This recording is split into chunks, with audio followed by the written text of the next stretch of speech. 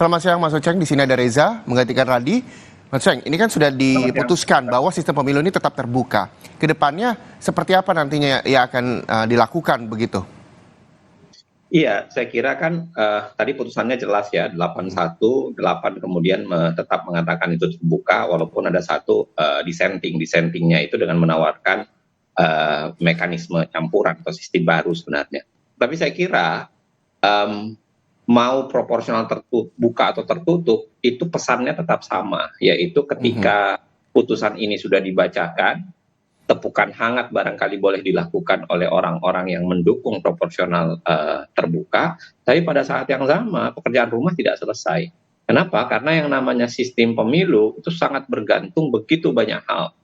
Dia tidak hanya bergantung pada satu soal pilihan sistem terbuka atau tertutup, tapi dia mempengaruhi begitu banyak hal. Seperti misalnya bagaimana dengan penguatan dana kampanye misalnya, yang ini KPU banyak dikritik belakangan.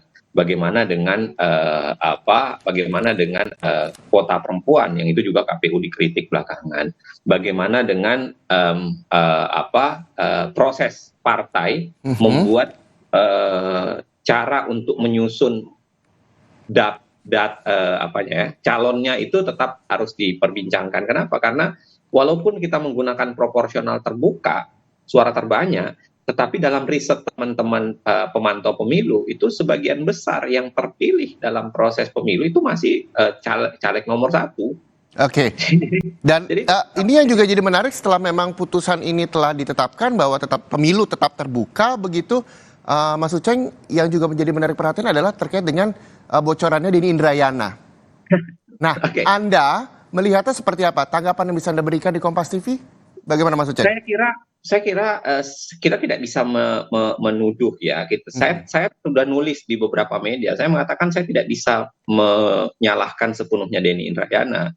Kenapa? Karena dia menganalisis dari bukan hanya putusan ini sebenarnya ya melihatnya, tetapi dari kecenderungan Mahkamah Konstitusi yang tidak terlalu bisa netral dalam proses yang ada berbau politik gitu. Termasuk misalnya putusan yang paling terakhir KPK gitu ya, soal perpanjangan masa jabatan, di mana MK menerabas logika open legal policy-nya, yang hari ini MK ketatkan open legal policy-nya dan kemudian mengatakan itu terserah dari pembentuk undang-undang.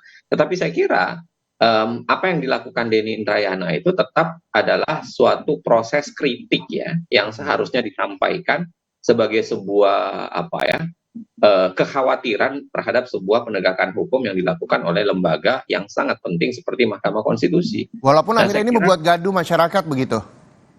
Saya kira kegaduhan soalan lain ya, tapi kalau kita lihat bahwa itu menjadi concern publik, kita harus melihat bahwa itu menjadi concern publik.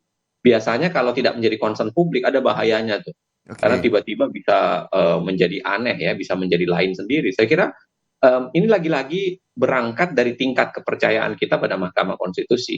Sejauh mana sebenarnya Mahkamah Konstitusi sudah membangun kepercayaan. Nah, belakangan saya kira Mahkamah Konstitusi banyak mendapatkan kritik karena ketidakmampuan berjarak dari pengaruh politik itu terjadi dalam beberapa putusan, walaupun dalam putusan ini saya kira cukup menarik ya, karena kemudian bisa menegakkan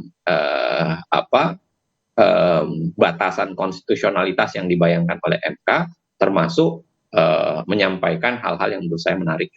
Oke, ketika ada statement atau bocoran begitu dari Denny Indrayana, lalu apakah memang kalau menurut dari penilaian Mas Uceng sendiri, apakah Denny Indrayana perlu diberikan sanksi, dan sanksi seperti apa seharusnya diterima jika memang itu perlu? Saya kira Denny Indrayana hanya slip of tongue menggunakan istilah sederhana. Apakah itu istilah bocoran atau istilah yang pas adalah rumor. Karena saya kira kalau rumornya beredar, kalau rumor soal putusan MK sudah beredar sebelumnya, beberapa media sudah membincangkan, beberapa wartawan sudah membincangkan, ada yang mengatakan 54, ada yang mengatakan 63. Rumor itu sudah keluar gitu. Nah, saya kira ini slip of tongue ya, bagian dari bukan slip of tongue, mungkin slip of jempol kali ya, thumb gitu ya. Karena Denny seingat saya itu men-tweet di Twitter, di Twitter. Media Jadi sosial artinya Twitter, ya. media sosial. Jadi artinya saya kira ini penggunaan tidak pas saja antara istilah rumor dengan bocoran.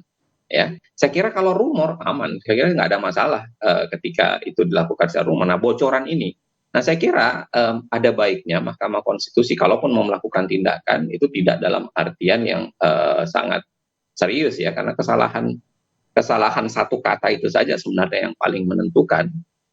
Dan saya kira tetap saja kritik terhadap Mahkamah Konstitusi itu baik. Saya ingat ketika pelantikan ketua dan wakil ketua MK, salah satu janji mereka itu adalah menguatkan kepercayaan pada MK, dan di situ sempat disampaikan bahwa ya kami tetap menerima kritik, saran dan lain sebagainya sebagai bagian dari penguatan Mahkamah Konstitusi. Dan saya kira maksud Denny Indrayana barangkali pada level kritik itu, walaupun mungkin penggunaan diksinya tidak pas antara bocoran dengan rumor gitu.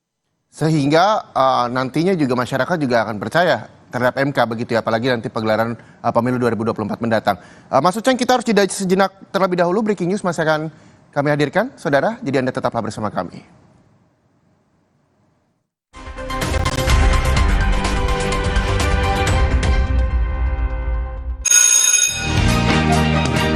Hasil ujian membuat bangga, saatnya liburan bersama keluarga. Bikin memori bareng yang tercinta